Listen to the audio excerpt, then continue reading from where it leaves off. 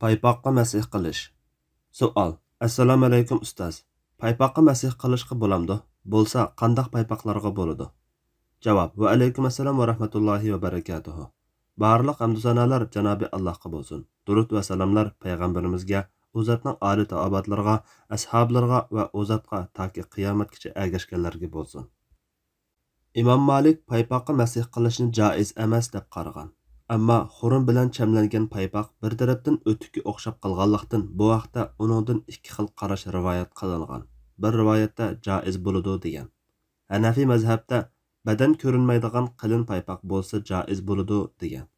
Imom Abu Yusuf va Muhammadning qarashi bo'yicha fatvo beriladi. Imom Abu Hanifa rahmatullohi alayh chamlik yoki xurun paypoq bo'lsa joiz bo'ladi degan bo'lsa-mu, oxirgi hayotida kasal bo'lib qolganda chamsiz paypoqiga masih qilgan va yo'qlab kelganlarga burun men kishilarni to'sqan ishni qildim degan. Bunoga asosan olimlar Imom Abu Hanifa ikki shogirdining qarshiga qaytgan deb qaragan.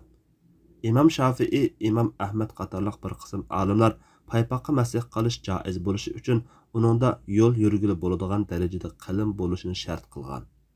İlgirkilerden İmam İbn Hazm, hazırkilerden Selefi eqimidagi olimlar qanday paypoq bo'lsa ismi paypoqli bo'ladigan put ko'rinib tursa-mu masih qilishga bo'ladi deb qaramoqda. Bu ixtilof asosan bu vaqtda kelgan hadisning sahih yoki emasligida ixtilof bo'lganligi.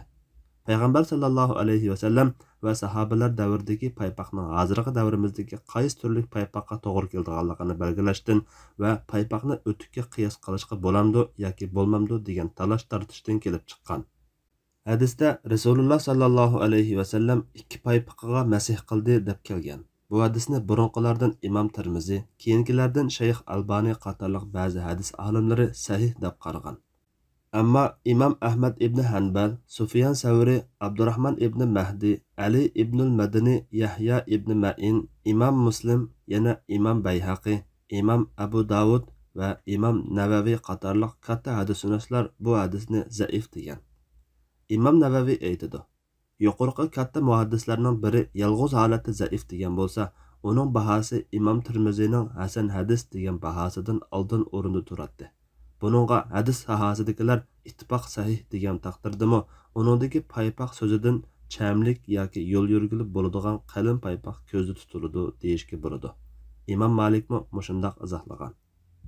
Yana Hazrati Ali, Abdullah ibn Mas'ud, Bara ibn Azib, Anas ibn Malik, Abu Umama qatorliq ko'plagan sahobalarning paypoqlariga masih qilganligi ma'lum. Hozirgi paypoqlarimizga kelsak, albatta sahobalar zamonidagi yo'ng yoki xurun paypoqlar hozirgi zamonimizdagi qiliroq paypoqlarga to'g'ri keladi. Put ko'rinib turadigan yozliq nilon yoki ipak nipis paypoqlarga to'g'ri kelmaydi. Shunga undaq paypoqlarga boshqa o'zir bo'lmasa masih qilishga bo'lmaydi. Paypoqqa qiliroq bo'lsa qish kunlarida yoki safar ustida havoning yoki suvning sovuqligidan haqiqiy qiynalib qoladigan bo'lsa, uningga masih qilsa bo'ladi. Bo'lmasa normal sharoitda joiz bo'lmaydi. Chunki Alloh taolo Qur'on Karimdagi tahorat oyatida putonlarni o'shqicha yuyinglar deb buyurgan. Payg'ambar sallallohu alayhi va sallam tahorat elishni o'rgatgan hadislarda putini o'shqicha yuyib ko'rsatgan. O'zi tahorat olgandimi putini yuygan. Sahobiy kiromlarmi normal sharoitda putini yuygan. Hatto safar ustida putini char yuygan yoki yumay putiga masih qilganlarni Rasululloh sallallohu alayhi va sallam 2-3 qatim orqasi yuyilmagan putlarga do'zax azobidan voy deb takrorlab ogohlantirgan. Yana putini yuyib tahorat olib ko'rsatgandan keyin kimki buningdan ortiq yoki kam qilsa yomon qilgan ham zulm qilgan bo'ladi degan. Undaq bo'lgan ekan, yuyishning vojibligi asli hukm. Masih qilish bo'lsa qiyinchilik tufaylidan berilgan ruxsatdir. Ruxsat degan qiynalish ahvollariga qarata berilgan kengchilik. Shunga normal ahvolda bo'libmi yozning issiq kunlarida suv kengri yerlarda ruxsatga eslab olishga bo'lmaydi. Havo issiq chog'larda boshqa o'zirisi bo'lmasa, putini yuymay paypoqqa masih qilsa joiz bo'lmaydi. Chunki aslidagi hukm yuyish. Uningdan faqatla sovuq havo, kasallik yoki safar deganda qiynag'uvchi sabablar topilgandala uning badali bo'lgan masihga yetkilimiz.